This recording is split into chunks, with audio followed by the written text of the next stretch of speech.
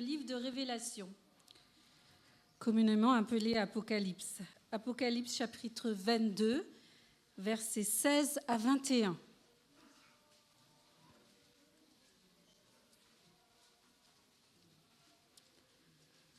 Moi, Jésus, j'ai envoyé mon ange pour attester ces choses dans les églises. Je suis le rejeton et la postérité de David, l'étoile brillante du matin. Et l'esprit et l'épouse disent « Viens ». Et que celui qui entend dise « Viens ». Et que celui qui a soif vienne. Que celui qui veut prenne de l'eau de la vie gratuitement. Je le déclare à quiconque entend les paroles de la prophétie de ce livre. Si quelqu'un y ajoute quelque chose, Dieu le frappera des fléaux décrits dans ce livre.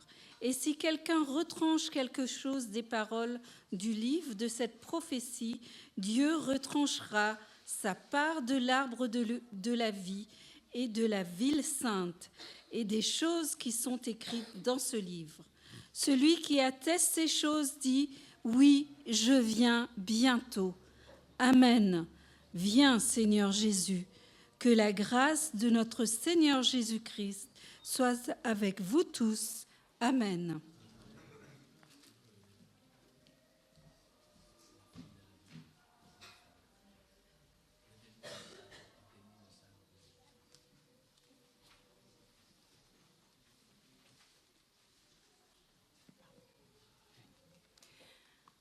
C'est avec joie que je vous présente au nom de l'Église le pasteur Paolo Benini. Alors, il est avec nous depuis déjà hier où il nous a fait part d'un message particulier concernant l'école du sabbat. Il est, comme vous me l'avez dit, vous avez un ministère depuis déjà 40 ans et dont 30 ans en Italie. Alors, le pasteur Paolo Benini est responsable au niveau de la conférence générale, donc la division en Europe, et est responsable des ministères personnels, de la mission globale, de la prière et de l'école du sabbat. Donc, il est bien entendu marié, il est père de 3 enfants et il a déjà une petite fille. Donc certains le connaissent au travers des 2 camps meetings qu'il a déjà effectués en France. Et c'est avec joie que nous l'écoutons maintenant au travers d'un message autour de la question du dernier message de la fin des temps et de la Bible. Nous l'écouterons encore cet après-midi à 15h. Et je voudrais dire, pour ceux qui nous visitent et qui n'ont pas emmené de repas, ils peuvent se joindre à nous. Nous aurons un partage de repas collectif avant de passer au temps de cet après-midi où nous aurons des partages beaucoup plus techniques peut-être sur la question qu'il vient traiter. Eh bien, nous vous souhaitons une cordiale bienvenue, pasteur. Et nous serons vraiment attentifs à ce que vous allez partager avec nous dans le but de le mettre en pratique. Merci. Bon sabbat à tous. Ici tout près, il y a beaucoup de juifs, donc Shabbat Shalom. Vous le savez. Je suis content d'être ici pour la première fois dans cette belle église. J'étais touché par les messages aux mamans et aux enfants. Qu'est-ce que nous serons sans maman? Nous ne serons pas là. Hier soir, j'ai voulu partager avec vous les 6 premiers versets de la Bible. Et ce matin, je vais vous partager encore les derniers 6 versets de la Bible, de l'Apocalypse. Et ce matin, je vais partager les 6 derniers versets de l'Apocalypse, qui sont aussi les 6 derniers versets de la Bible. J'ai découvert dans ce texte, il y a quelque temps, un message puissant, un message pour nous aujourd'hui, un message pour notre Église, Et avant d'ouvrir, de commencer à méditer avec vous, je vous prie d'avoir personnellement un moment de prière, personnelle, silencieuse. Demandons à Dieu de nous parler aujourd'hui, d'être présent avec son esprit dans ces lieux et dans notre âme. Inclinons nos têtes et prions personnellement.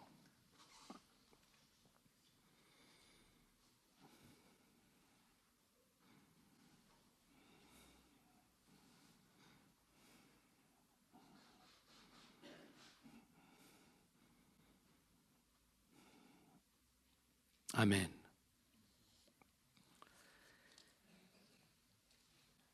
Je reprends le texte qui a été lu. Moi, Jésus, j'ai envoyé mon ange pour attester ces choses dans les églises. Je suis le rejeton et la postérité de David, l'étoile brillante du matin. Quel mot, ces derniers mots. Jésus s'adresse personnellement à nous. Il y a ici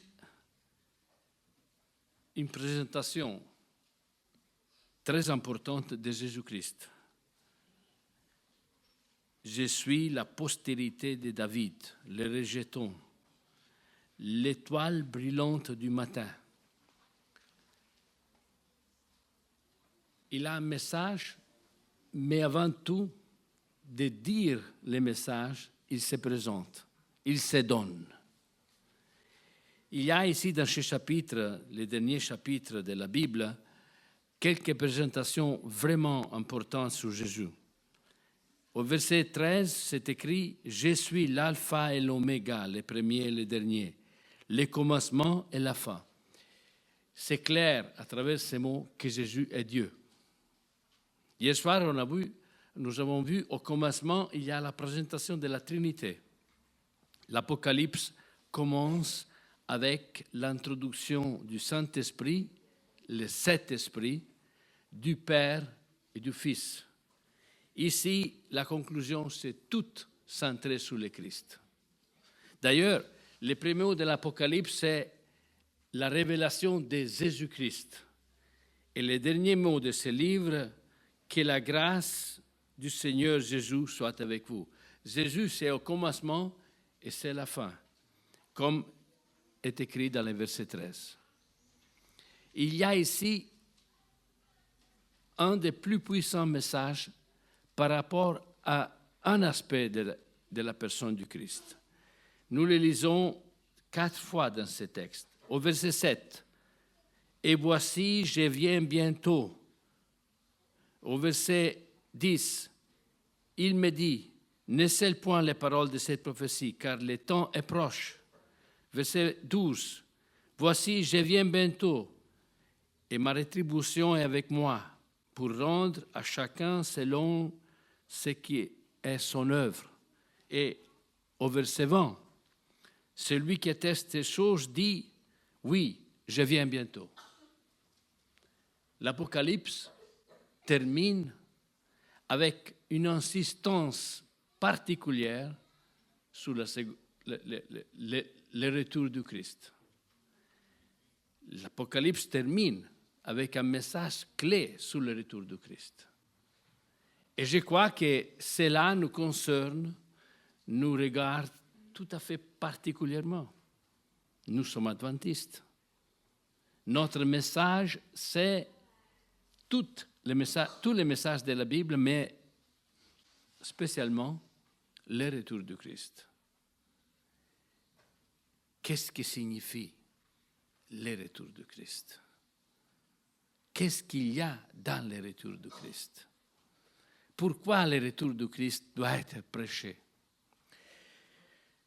Je sais que vous avez célébré l'année passée en France le 5e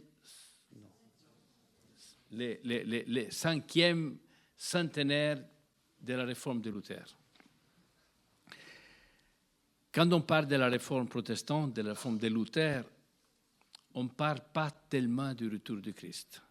Je ne sais pas si ici vous avez célébré quelque chose et si vous avez fait les points sur les messages de Luther. On parle de Luther pour la justification par la foi. Sola scrittura, sola fide, sola grazia, solo Cristo, pour Jésus-Christ. Mais Luther avait quelque chose en plus qu'aujourd'hui on ne le dit plus. Luther a prêché aussi sur le retour du Christ. Beaucoup. Il a découvert le retour du Christ quelques années après le commencement de la Réformation, vers l'année 1520, 3 années après. Mais il a donné un message sur le retour du Christ que nous avons besoin de comprendre aussi, nous, les adventistes. Il a fait un exemple pour montrer l'importance du retour du Christ. Et je vous transmets maintenant cet exemple. Pour Luther, le salut, c'est comme un pont qui collègue, qui met ensemble cette vie ici et la vie éternelle. Pour arriver à la vie éternelle, il faut ces ponts. Mais il dit, Luther, le pont du salut est soutenu par 2 piliers, pour 2 colonnes. On dit colonne en français. Vous devez me pardonner pour les Français. Hein? Une colonne, c'est la première venue du Christ. La deuxième, c'est la deuxième venue du Christ. Si une colonne s'écrase, tous les ponts collapsent. Sans le retour du Christ, le message du salut c'est incomplet. Mais aujourd'hui, les luthériens en particulier n'ont pas le message du Christ si central. Il y a récemment, un pasteur adventiste d'Italie a eu une rencontre avec les plus importants théologiens protestants d'Italie. Et lui a demandé, mais pourquoi vous ne parlez pas du retour du Christ, du jugement, du ministère du Christ maintenant? Et il a répondu, pour nous c'est suffisant de parler de la croix. Oui, c'est très important prêcher la croix. C'est essentiel. Mais le salut s'accomplit dans les 2 événements du Christ. En réalité, la Bible nous dit 3 choses par rapport au salut. Le premier, Jésus, il est mort pour moi. C'est clair. Sans la venue du Christ et sans la croix, il n'y a pas de salut. L'apôtre Pierre le dit bien. Il n'y a aucun nom sur la terre pour lequel nous pouvons être sauvés. Mais il y a un deuxième aspect, qui est le ministère que Jésus-Christ est en train d'accomplir maintenant. C'est pour le salut. Allons lire le texte. C'est dans l'Épître aux Hébreux, chapitre 7, le verset 25. C'est écrit comme ça. C'est aussi pour cela qu'il peut sauver parfaitement ceux qui s'approchent à Dieu à travers lui, étant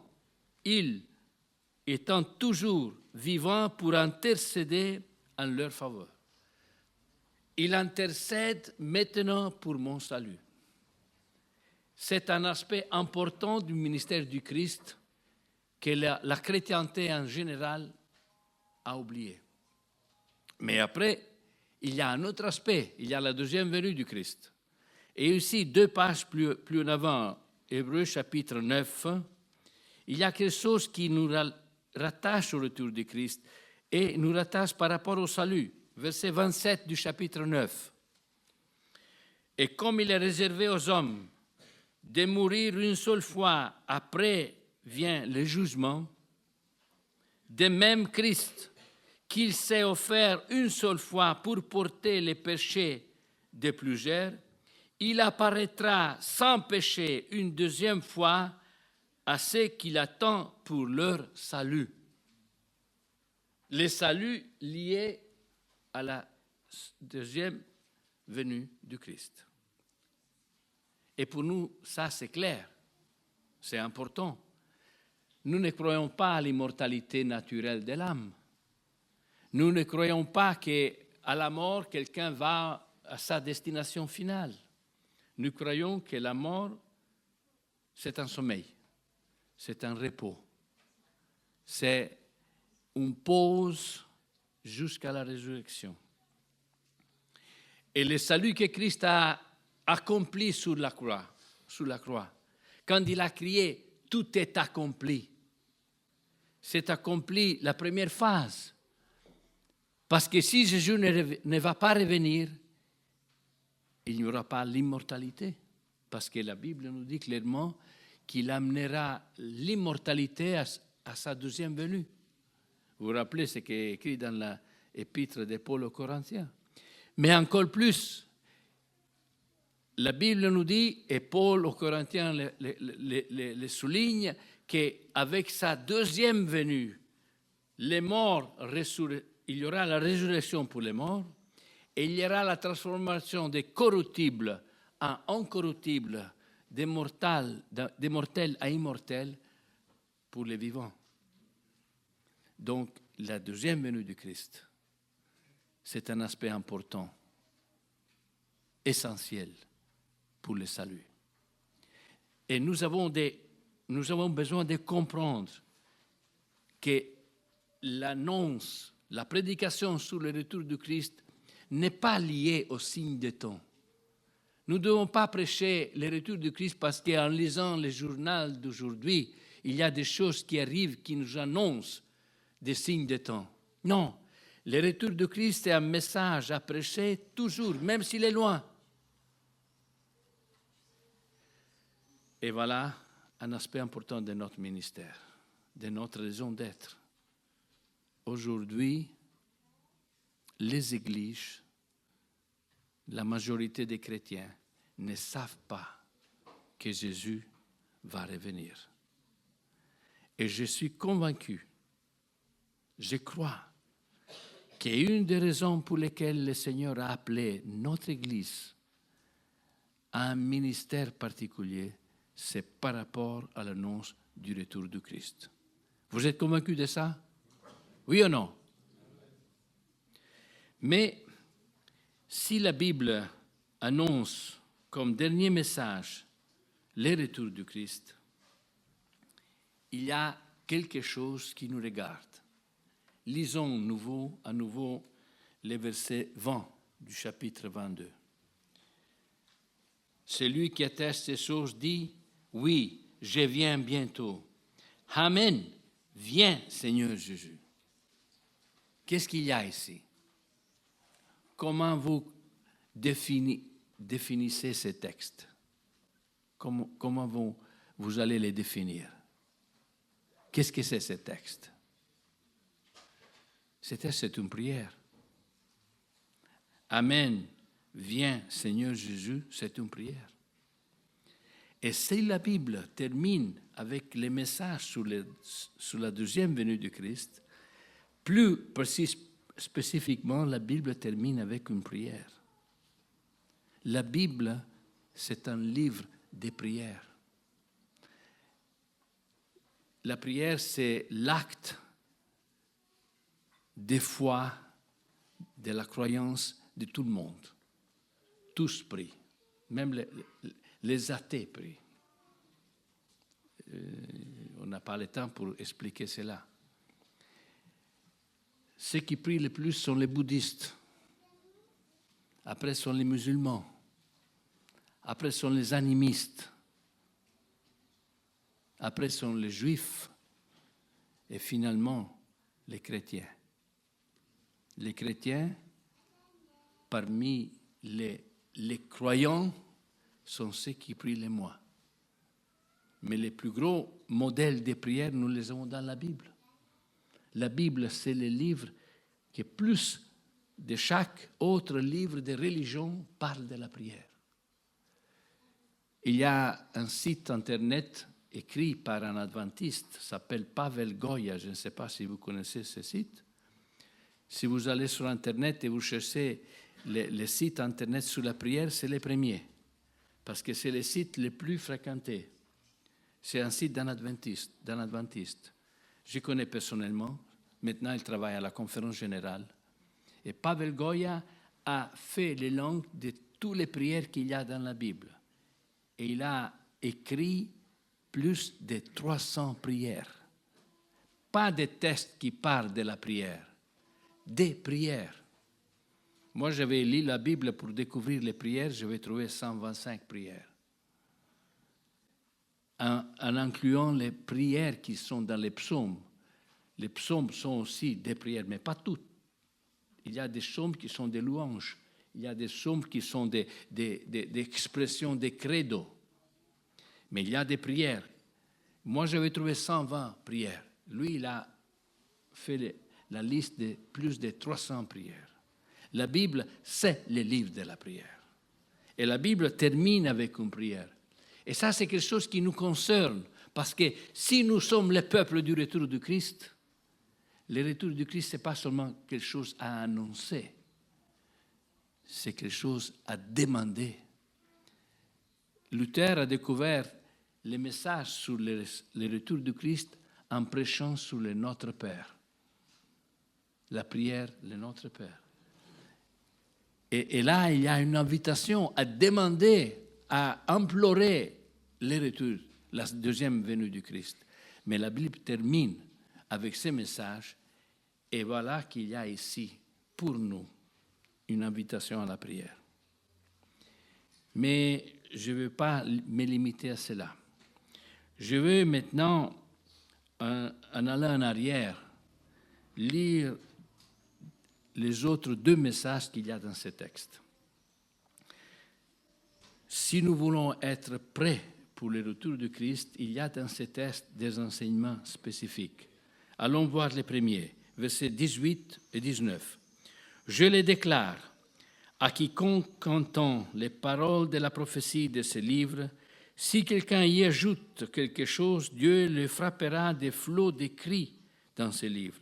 Et si quelqu'un retranche quelque chose des paroles du livre de cette prophétie, Dieu retranchera sa part de l'arbre de la vie et de la ville sainte décrit dans ce livre. » Avant la Bible, avant de mettre comme conclusion le retour de Christ, met l'emphase sur la parole de Dieu.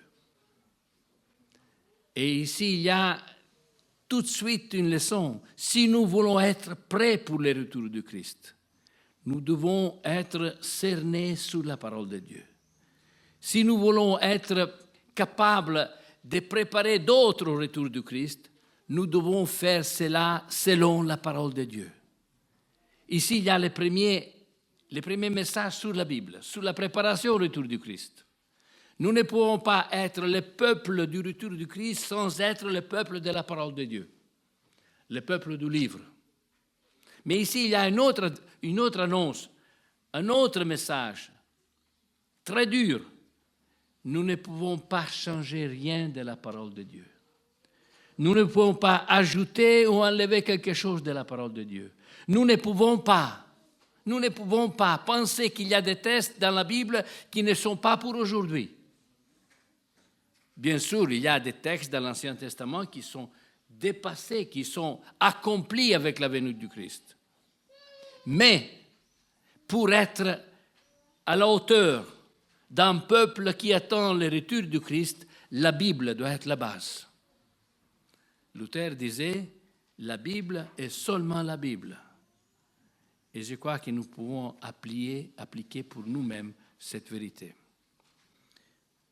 Pour être prêts pour le retour du Christ, nous avons besoin de nous tenir tout près de la Bible. Nous ne pouvons pas seulement lire la Bible ici et là.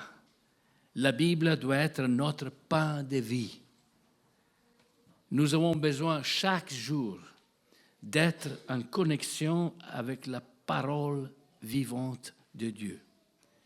Nous avons besoin de nous corriger à travers la Bible, de nous envisionner à travers la Bible, de nous nourrir, renforcer notre foi à travers la Bible et comprendre les vérités divines à travers la Bible.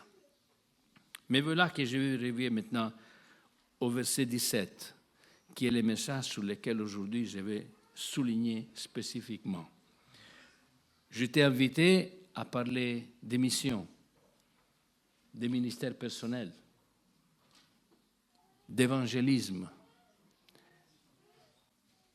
à travers différents aspects. Et ici, dans le verset 17, il y a, selon ma compréhension, les plus actuels, les plus profonds, les plus articulées annonces par rapport à la mission. Allons voir. Il y a au moins ici 4 principes pour la mission. Voyons-les un après l'autre. Et l'esprit et l'épouse disent « Viens ». Et celui qui entend dise « Viens ». Et celui qui a soif vienne. Et celui qui veut prenne de l'eau de la vie gratuitement. Premier aspect. C'est clair que ceci, c'est un message sur la mission. C'est clair. Premier aspect, premier principe. La mission, c'est la mission de l'esprit. Le texte nous dit, et l'esprit et l'épouse. L'esprit et l'épouse et l'Église sont les urgences de la mission. L'esprit pourrait faire sans l'Église. Dieu peut le faire. N'a pas besoin essentiel de nous. J'étais, il y a quelques années, au Central Park de New York. J'étais avec des frères, on avait des séminaires. Le matin, l'après-midi, on a fait une promenade au Central Park. Vous avez été à New York peut-être, vous avez vu ce magnifique parc. Et voilà qu'un avion a fait, il y avait un avion sur New York qui faisait de la publicité. Et vous avez vu des avions qui traînent des banners qui font de la publicité. Mais cela n'était pas une publicité avec un avion qui traînait un banner. Cet avion était en train d'écrire dans le ciel. Et l'écriture qui a été faite pour faire de la publicité, l'écriture est restée là presque 10 minutes. Je me suis dit, regarde, quel moyen d'évangélisation. Et l'avion n'était pas un avion silencieux, c'était un avion qui faisait du bruit parce qu'il devait attirer l'attention. Et ce qu'il était là écrit, tout le monde pouvait le voir. Je me suis dit, mais Dieu pourrait faire une chose pareille. Qu'est-ce qui lui manque pour écrire tout autour du monde, même au pôle, même sur les Pacifiques, le message qui va amener le salut. Dieu peut le faire. Il n'a pas besoin de moi et de vous. Mais Dieu a établi que la mission, c'est la mission de l'Église et de l'Esprit. Nous ne pouvons pas faire la mission sans l'Esprit. Moi, je peux vous convaincre. Hier soir, j'ai dit que j'ai eu hier matin une étude biblique avec un pasteur évangélique de Zurich. Et je suis en train de le convaincre sur des vérités qu'il n'avait jamais pensées. Mais ce ne sera pas ma capacité de le convaincre qui va changer sa vie. Seulement l'Esprit peut changer la vie. Seulement l'Esprit peut transférer la vérité d'ici, ici. Et seulement quand la vérité arrive là, et vous comprenez ce que je veux dire, la personne peut prendre une décision. La décision, ce n'est pas une question de conviction. Même les démons sont convaincus que Jésus va revenir, mais ne sont pas convertis.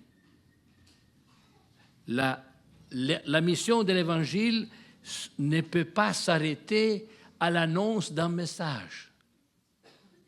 L'Église adventiste, c'est une des églises qui a les plus grands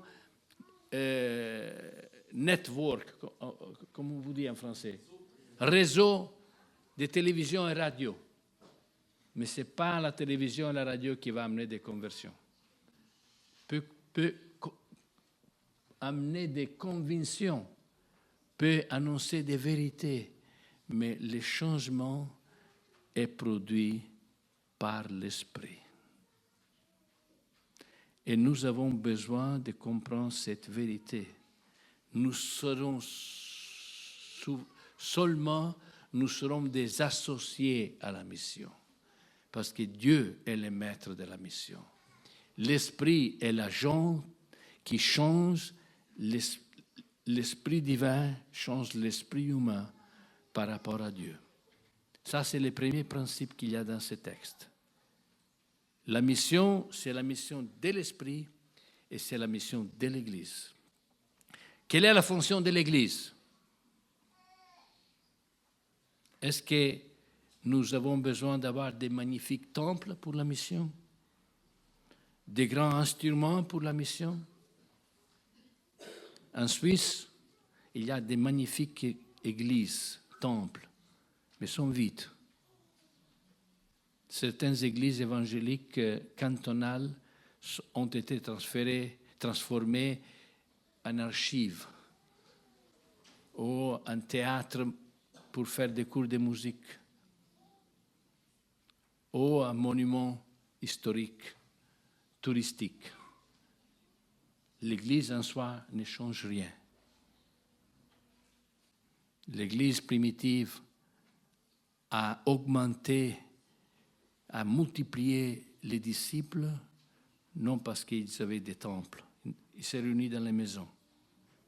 Ils se réunissaient dans les maisons.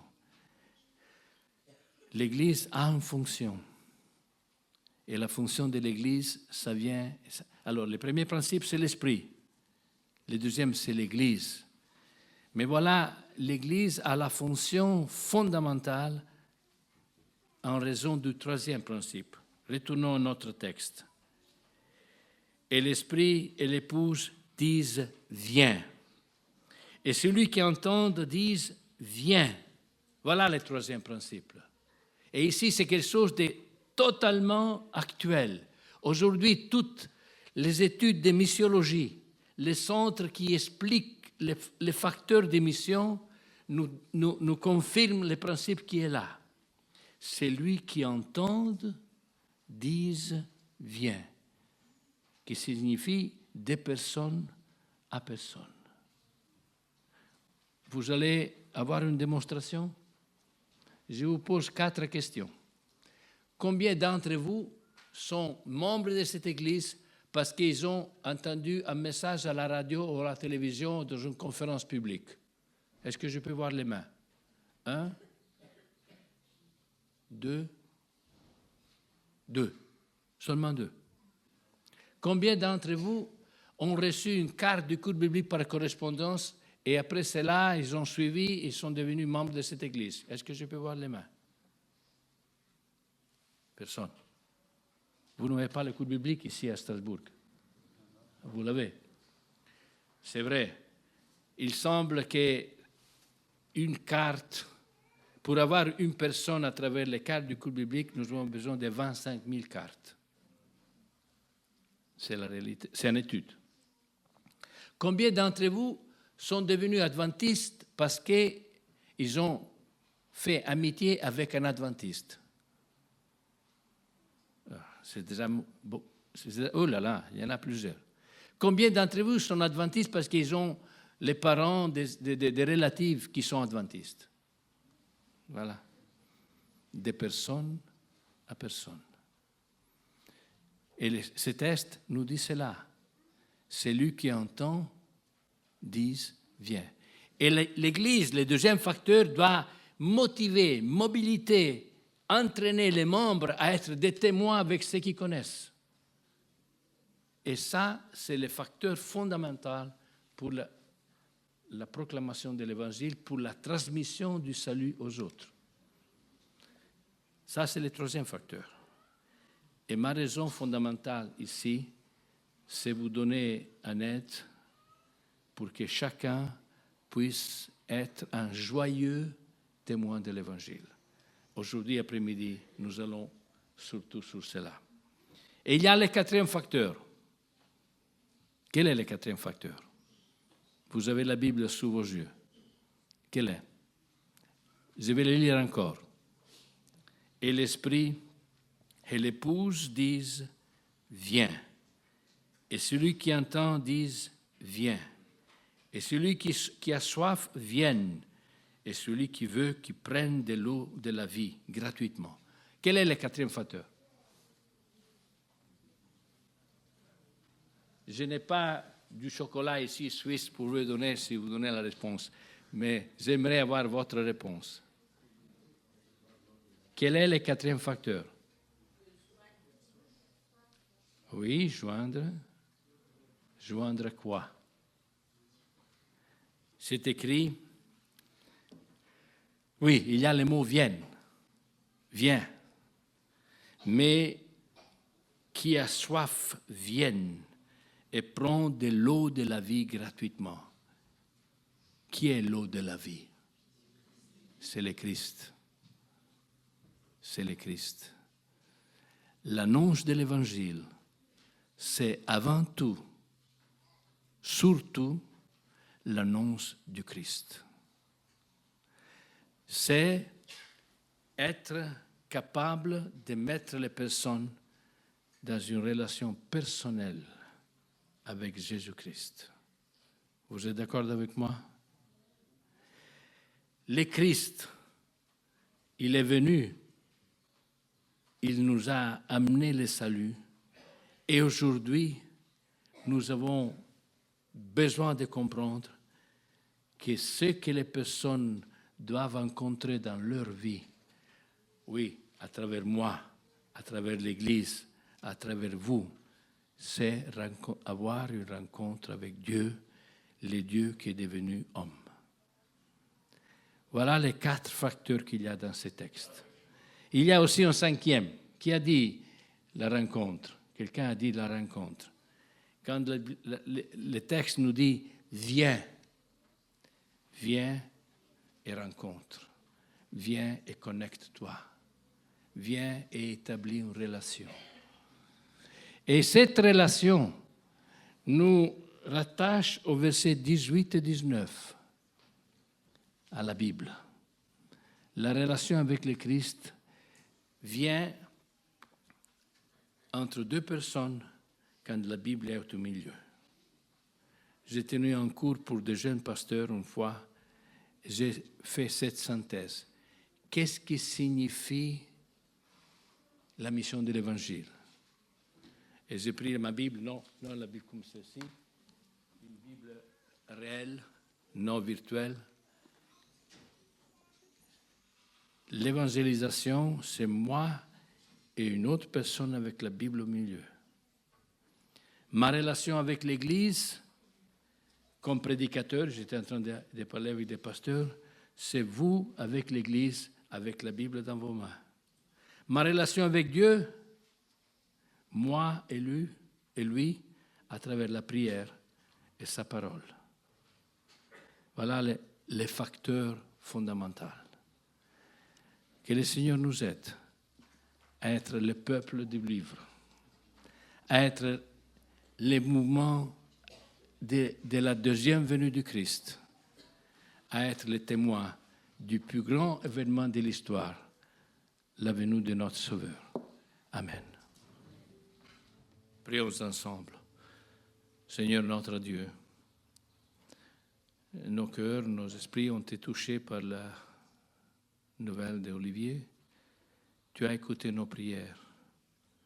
Nous voulons, Seigneur, que ton esprit agisse soit en lui, à ceux qui sont à son côté, mais aussi, Seigneur, avec ton esprit, agis dans notre vie et produis en nous le désir de te servir, d'être avec toi, d'accomplir la mission en nous-mêmes, dans notre Église, dans ce qui nous entoure. Au nom de Jésus. Amen.